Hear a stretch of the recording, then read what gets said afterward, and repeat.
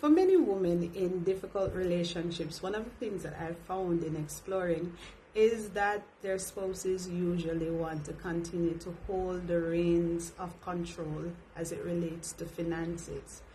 This is something that we have been exploring for the past 2 weeks, and this is our third week in the series Money, Marriage, and Mindset. We are looking to explore this topic for 4 weeks, and then at the end on August 14th, we'll be hosting our Money, Marriage, and Mindset Masterclass, to which we are inviting you. We're extending a special invitation to you. Now, today we want to explore that of the Proverbs 31 woman. Yes, this is a woman that many Christian women especially holds in high esteem because her life seems to be so perfect. Yes, she seems to have had everything together when you explored her life in Proverbs 31. Now, two things we want to look at that the Bible spoke about concerning her and finances. It says in verse 16, she considers a field and buys it. In verse 24 of that same Proverbs 31, it says she makes linen garments and sells them. Now, of course, you can debate that this woman's marital situation was different from yours. She had a husband who boasted in her and all of these things. But the truth is, you don't know the intricacies of her situation. The husband was usually out at the gates, and she was the one who was at home managing the affairs, and she ensured that she took care of her finances. And this, which the two verses spoke of, is the fact that she used what she had strategically to ensure that she grew and managed her wealth. Now, I understand completely where many persons are coming from, because initially for many years I did not give attention to money at all. One, because of my orientation. So where I'm coming from, money was not a big deal. There was not plenty of it, and you managed to make do. And so money was just for the basic necessities, not anything that you would explore and want in abundance. I'm just making a confession here. It's not anything that I wanted in abundance. I always said I just wanted what was necessary to live. Now, as I grew older and life became more demanding, and I had children to take care of and different things to do, and as I became a Christian, I recognized that the Bible says money answers all things. And so I decided, yes, I want to be that girl. Am I where I want to be? Am I fully there? Not yet. But I've been exploring this, and this is something I recognize, that without having that financial independence as a woman, and especially when you are in a relationship where there is financial abuse or financial misuse, or where your spouse is in complete control. And for the past 2 weeks, we have explored we've looked at what financial abuse is and how to really move forward. And we want to explore this more in depth in our upcoming masterclass. But does your faith, though, cancel your desire to grow in wealth? No, the Bible says faith without works is dead. So you don't just sit around and wait for money to drop in your lap. What the Bible says is that this woman in Proverbs 31, she was the one who sat down, considered what needed to be done, saw the opportunities that were around her, and made sure that she capitalized on these opportunities. And so I would ask, what is in your space that you can use? With what you have, what kind of investment can you make?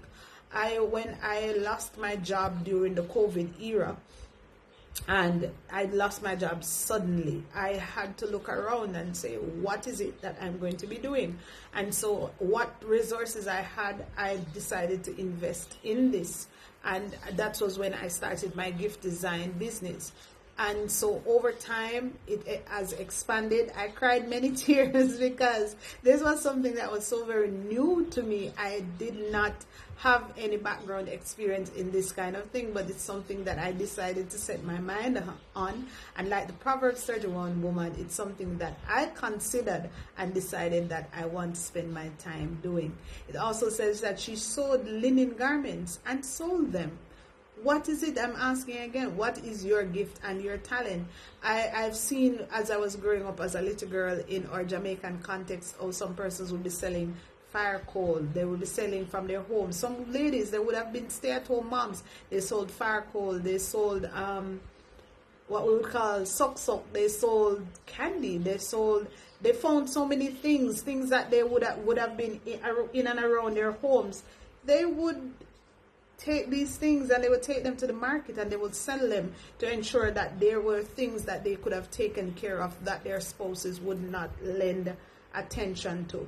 And so it's not wrong to want to have money. It's not wrong to want to be able to take care of yourself. And so we saw where this woman, she made the necessary choices. And so you need to sit down and begin to make a plan. What is it that I want for myself? What is my way forward? How am I going to do things differently to ensure? The Bible tells us in the book of Luke that if you are going to build, you need to sit down and make a plan. If you are going to have the life of your dreams, despite what your marital status is, then you are going to need to sit down and create a plan, because you are going to need money. You're going to want to look nice. You're going to want to treat yourself. You're going to want to take care of your children. You're going to want the things for your home. If you are like me, you're going to want all of the little nice things for your home. And so all of this will take money. You're going to want to be investing in yourself, like our upcoming masterclasses. Not a lot of money, because we have made it as cost effective as possible to ensure that persons are able to benefit. But even those little investments, you are going to need money for. And so I want to let you know that God cares about your finances. Money is one of those topics that is spoken of in the Bible far more than salvation, far more than faith, far more than prayer. It means that he saw the importance of the transactions that would need to be done in the earth. And so when you cry out to him because you're coming from a place of deficiency and lack and insufficiency, he cares, he hears, and he understands. And God does not get any glory for you to be in a relationship where you are dominated in the space of your finances and you're not able. I mean, for some person, you are not even able to go to church and to tithe or to throw your offering. I mean, like, could God be happy with that kind of situation? I absolutely do not think so. And so for us, there are 3 lessons that we learned from this woman's life. You don't need to have it all figured out. I'm certain she did not have it all figured out, but you need to start somewhere. And so for this week, I'm going to ask, what can you do now to generate or save money? I mean, where you are with what you have. Ask yourself this question and journal the answer. What can I do now to generate or save money? What kind of income can I create? And finally, what Proverbs 31 traits can I develop in this season?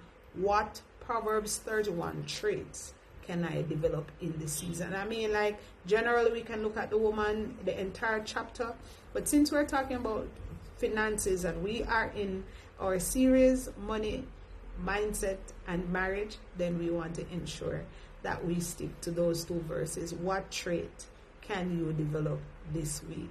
See you again next week. Remember to go back to our YouTube channel and watch those two videos in the series that have gone. And remember, like, comment, share, and subscribe to our channel. I'm Nicole Kenwood Brown, your wife coach, giving support to women who are in difficult relationships. Bye bye now.